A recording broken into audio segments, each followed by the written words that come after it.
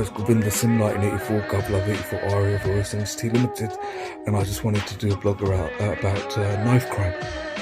Now, excuse the stuffiness in my voice. I've got a flu, I've got a blocked nose, I've got a cold coming, so that's why I sound a bit stuffy. But I was watching Farron X Paul on Instagram, who's an anti-knife crime activist, and I saw a video of a poor lady crying, mourning and grieving the loss of her child due to knife crime.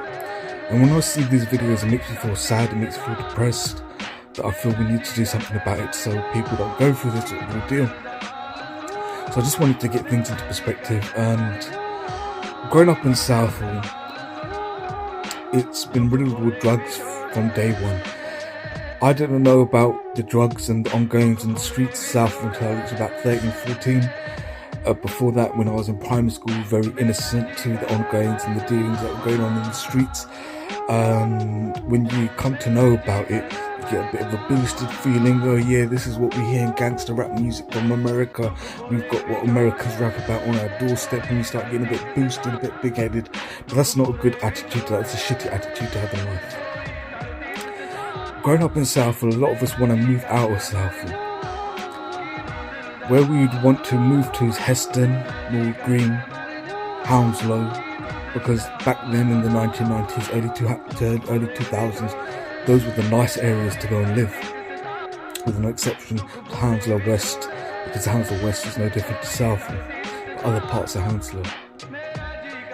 So, growing up with all this drug-riddled town, people have a goal and aspiration to move out of the town, so we don't have to put up our children exposed to that sort of bullshit. Unfortunately, a lot of us can't move out of the town, so we have to transform the towns we're living in into a decent place we're living in, that we feel safer, and our parents and our mothers and our children to play and go to the park and have a nice environment to live in when we come home after work. So it was like, Hounslow's a different place now. Hounslow's no different to Southall now. Knife crime, gang violence. It's good. The reason why I'm explaining the comparison between how Southall used to be back in the 1990s, how Hounslow used to be, is now Hounslow is no different to Southall in the day that we're living in 2022. So what has made these good neighbourhoods in Britain horrible places to be, shitty places to live? Same goes for Harrow. Harrow used to be a lovely place to live, now it's gone downhill. And it's gangster rap. We grew up in a culture where you have people who grew up in Britain in the 1970s, 1980s and say, oh, the violence now in Britain is no different to what they had to deal with in 1990s, or 1970s, 1980s. It's just they didn't have guns back then. They used to use baseball bats. That's bullshit. Because the poverty people experienced in the 1970s, 1980s compared to the poverty people are experiencing now is so much worse. Yes, there was violence in the States back in the 1970s and the 1980s over turf or maybe disputes in the pub, fuck knows. But there wasn't this mentality, get you dipping. Now what does get you dipping mean? It means get you stabbing.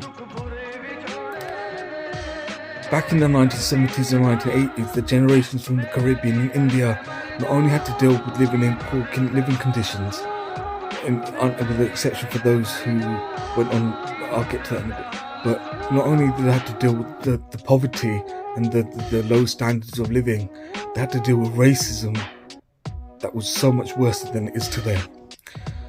So they were built different, they were on the front line fighting. That's why when you see people in their 40s and 50s in this day and age, they're just built differently. But they may have had gang fights or group fights in the States back in the 1980s with baseball bats, but they didn't have this mentality to be accepted as one of our own, you have to go and stab someone.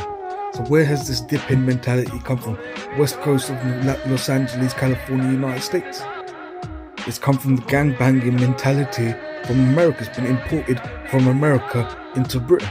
And it wasn't there before, but it's here now. So that's directly linked to gangster rap. That's been a bad influence. And I grew up listening to gangster rap. I used to love listening to it. But I'm 37 years old now. I'm not a teenager. I've grown out of that bullshit genre. and I've realised what a detrimental fuckery that genre is. Now the mentality you get your dip in, it's like, so you can have, imagine just teenagers sitting on a wall in an estate, quiet estate in Harrow. Not much goes on. You got the odd bud man, the one who just supplies the local estate with weed. People smoke the spliffs. Not too much goes on. People going to and from work. People on benefits. But nothing happens. It's boring. And they're all sitting on the estate with their hoodies and their puffer jackets, and someone just jumps off the wall, sits down and says, "Come, we're going." And looks at the person who's sitting on the wall. Where are you going to take that, bro? What? You know what man said about you? He said you're fake. So he said your craps are fake. He said your craps are fake, bro. He said your designer clothes are fake. He says you're a fool. He says you're this. He goes, you're phony. And the person gets off of the wall. What? What did he say? Yeah, let's go and see him. Let's go and deal with it. We're going to stab it. Over dumb shit. So the problem is gangster rap that's been imported from America, that's poisoned the young youth's mind in Britain. That's one of the major problems. And the problem is people, ignorant, egotistical dickheads who hype up people, who hype up people to get them going, get their blood going, get their adrenaline going to do some dumb shit. And it's because of this ignorance that young people are getting riled up over dumb shit that's not important. To go and maim and hurt someone, disregarding the grief the victim's family will be put through if their loved one is killed over dumb shit. So the problem is, we have to contain the shit stirrers, those who egg people on to get something done. Like, bro, you want to be down with a man then, yeah? You got to dip a man, bro. You got to fucking juke up a man, bro. I won't trust you otherwise. We have to get the old goofies. And they're not older gangsters, they're older goofies. We need to get the older goofies who tell these young children, you have to get a dip in to be accepted.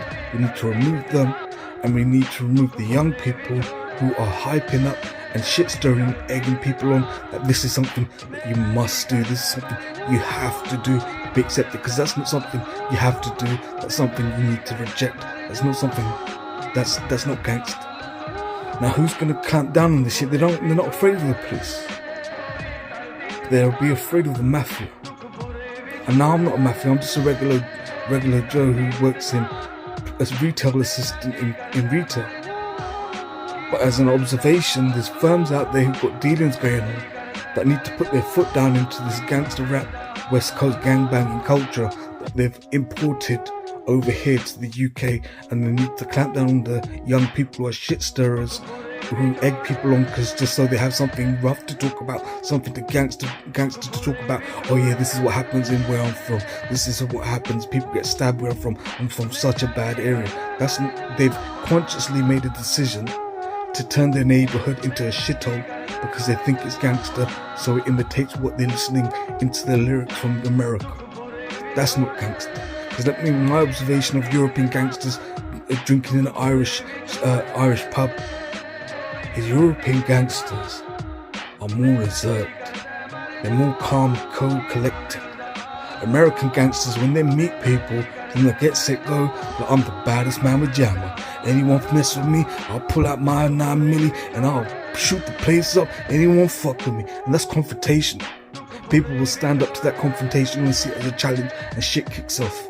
With European gangsters, you'll find a big burly bloke who will buy you a drink at the bar because they like your energy, so charming, so funny, so kind, but they don't make it an issue from the get-set-go of meeting you that they can do damage, because that's not their nature. But then you'll accept the drink they buy for you at the bar, very nice man, give them the cheers from the distance. Something kicks off, you see him kicking the shit out of someone. Because if shit kicks off, you know about it, but they don't make that the get-set-go introduction from the get-set-go, because that's not their nature. But if they're tested and their back's put against the wall, then you'll know about it. So that's the difference between American hot-headed dickheads and European mafia gangsters.